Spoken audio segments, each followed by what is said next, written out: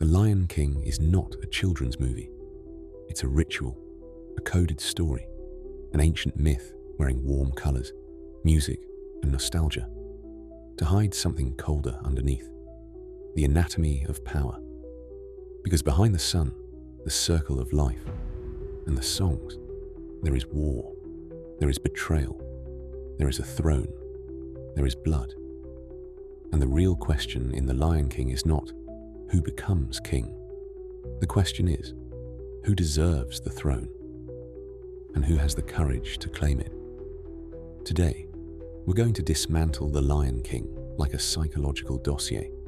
We'll go through symbolism, archetypes, and the hidden lessons most people never notice.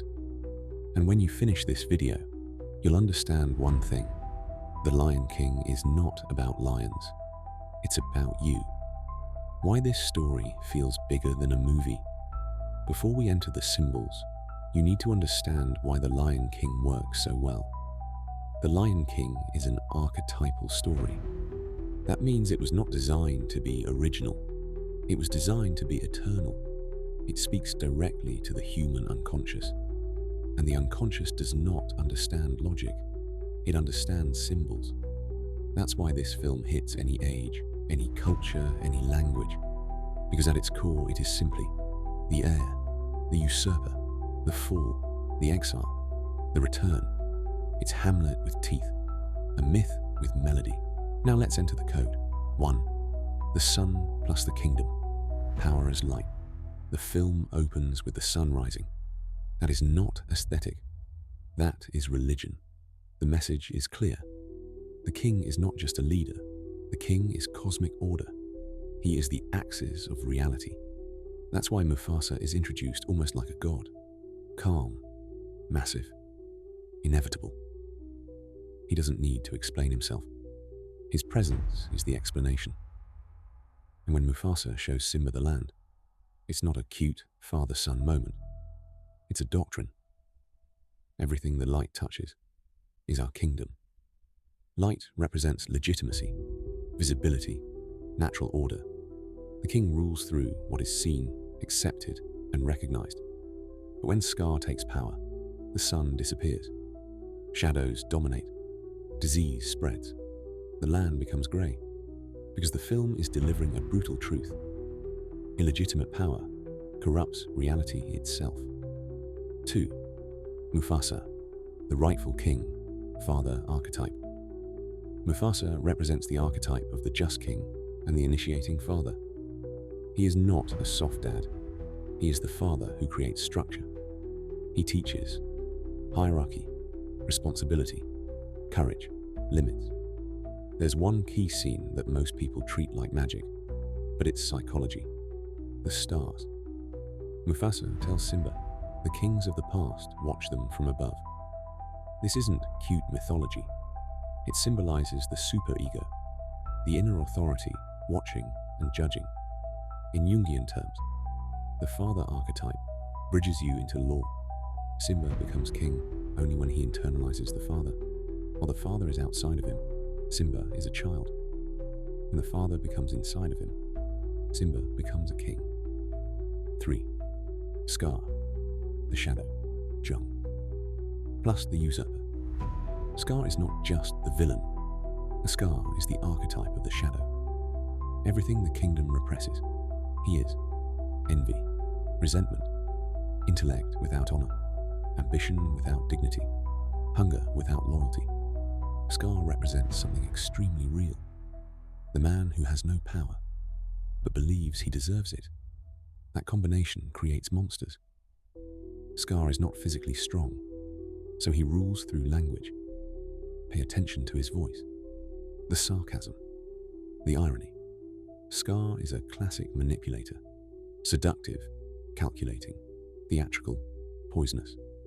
Scar doesn't kill Mufasa with muscle. He kills him with narrative. This is the highest level of dark persuasion.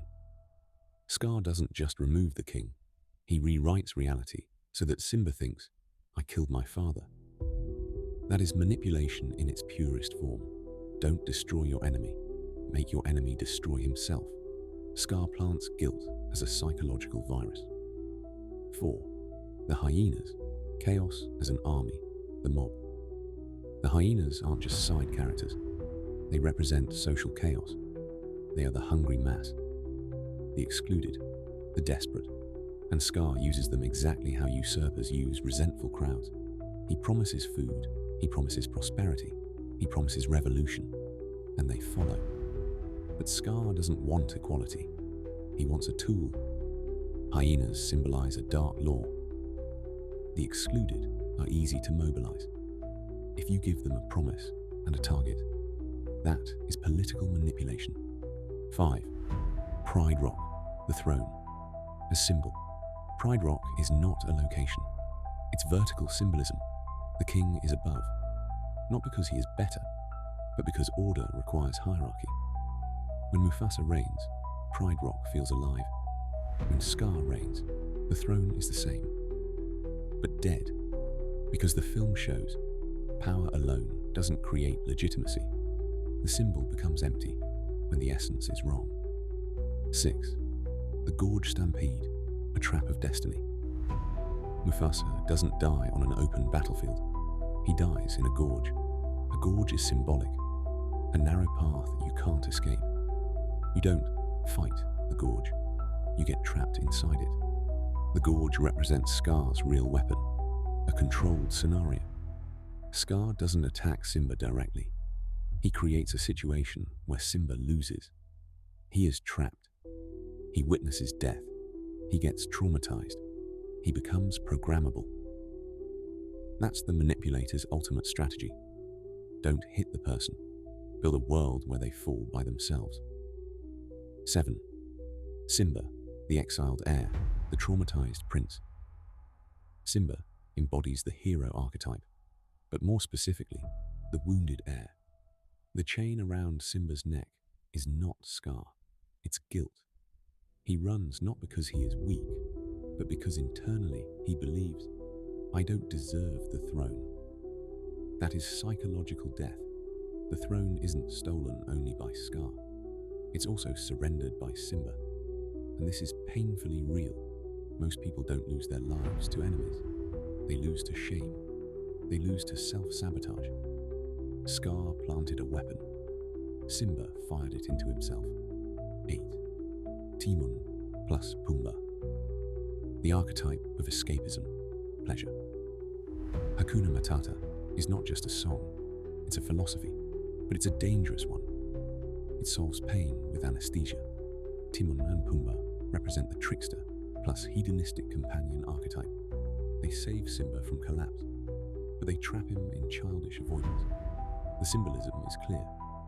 Pleasure can heal you temporarily, but it can also imprison you. Hakuna Matata is a sweet prison. 9. Nala, the call to responsibility, anima pulse reality. Nala arrives and breaks the spell. She brings reality.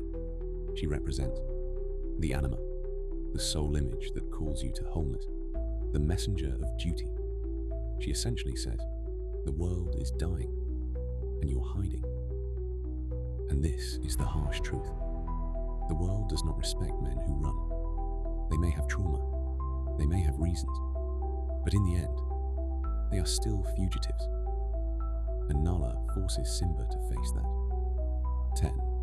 Rafiki, the wise old man, initiator. Rafiki is not a funny monkey. Rafiki is the archetype of the wise old man, and the wise man doesn't comfort you, he awakens you. The scene where Rafiki hits Simba is symbolic. The past hurts, but you choose to run or to learn. Rafiki delivers the truth like a blade. The past can hurt, but you can either run from it or learn from it. That is initiation. 11.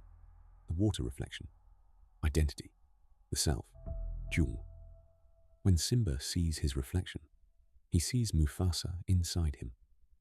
This is the most important symbolic moment in the film, because here, the king is born, not when he becomes stronger, but when he accepts identity.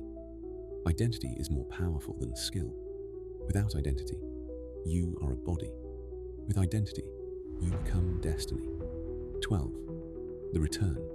The archetype of rebirth, Simba returns, not for revenge, for restoration.